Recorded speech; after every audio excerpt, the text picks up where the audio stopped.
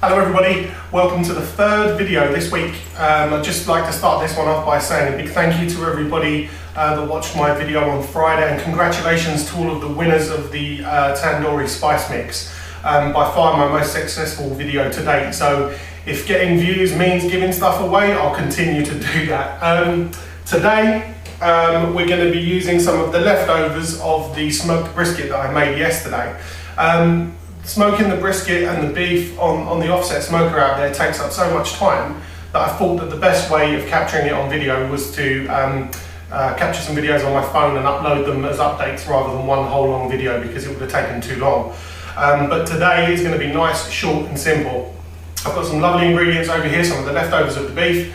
You're going to come and have a close up and I'm going to tell you what we're going to do. We're going to make two things. We're going to make Philly cheesesteaks, which are a really quick, simple snack. And then also I'm going to show you something else that you can do with the leftover beef, which is really quick and simple. Firstly, we're going to start out with the Philly cheesesteaks, and these are really simple, really easy, and you can make them in a matter of minutes.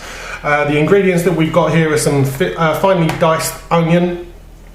We've got the chopped up, and literally, take a knife, chop it up into smaller pieces as possible.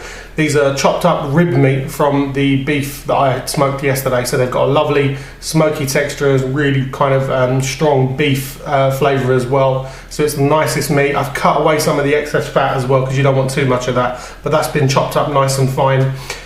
You want some decent bread rolls. I love these bread rolls with the cheese on top. Big cheese fan, so I like these. I've also got some burger cheese here, because that is the kind of stuff that you would normally get in a Philly cheesesteak. But actually, when I fry the onions and the beef together, I tend to crumble up some of these pieces of cheese here. Now I've gone with a cheese with some fried onion inside them. So I've got these from my local co-op, but you can use Monterey Jack cheese or just normal cheddar. First things first, we get this and this into a pan and start to fry it up. A little bit of sunflower oil into the pan, let that get nice and hot. And then you want to add some of the onions. I'm not going to use all of these, but you get the onions in first, because obviously the beef has already been cooked, so that doesn't really need much. And then basically you just fry these off until they start to go that nice golden translucent colour. So there we go, onions just starting to brown now, and this is when you add the meat. Get it straight in there. Again, I'm not going to use all of this, there's quite a lot of it here. I'm only trying to make 4 of these in total. Add a little tad more. And a little bit more. And we'll leave that at that. Now, just start to mix it all together. You don't need to add any more oil, because depending on what bit of beef you're using, there'll already be quite a bit of fat in the beef. This is rib meat, so there's quite a lot of fat in and around the rib area of the cow, so you've got enough fat in there, and that will start to kind of render down in this, but just keep moving it around. Now my ingredients to this are to my taste. You can add some chilies in there, you could add some garlic in there if you wanted to. What I like to do is add a little bit of acidity with some Worcester sauce, and that really gets the flavours going. And then I add a little sprinkle of Cajun seasoning, which just gives it a tiny bit of pepper rather than spice, but this really starts to look and smell very good, and you're only now a couple of minutes away from this being ready. Okay, while the buns are toasting, you're very near to having this complete, but just get that cheese that I was telling you about earlier, the one with the onion in it. Just add that straight into the fry mix, and you want this to melt around the beef and the onion, and it really won't take that long to go. This is the cheese element.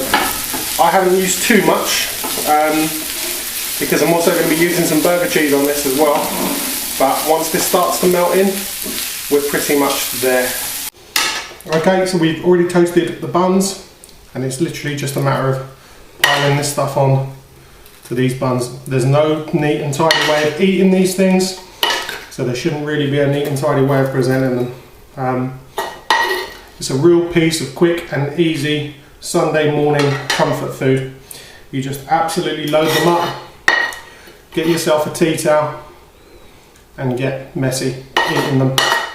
I'm just going to finish this off on here. Now, this is definitely a dish where the sauces and the sides that you have with it complete it.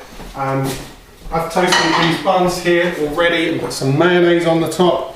What we're going to finish them off with is Jane likes hers with some barbecue sauce, which we're just going to smother over there. I like mine with a little bit of sriracha mayonnaise, which I'm going to put over there, and also like a little bit of garlic as well in there. Real messy. And then finally, for me, just a little bit more cayenne pepper. And then what I tend to do is put some more burger cheese over the top. So I put these on the top of the buns here. Let's finish these off. And if you're feeling extra decadent and you've got a couple of prawns left over, surf and turf that bad boy up. And there we go. How long has that taken? Leftover beef, plenty of cheese, a little bit of onion, all your leftovers on a pat there basically. Philly cheesesteaks.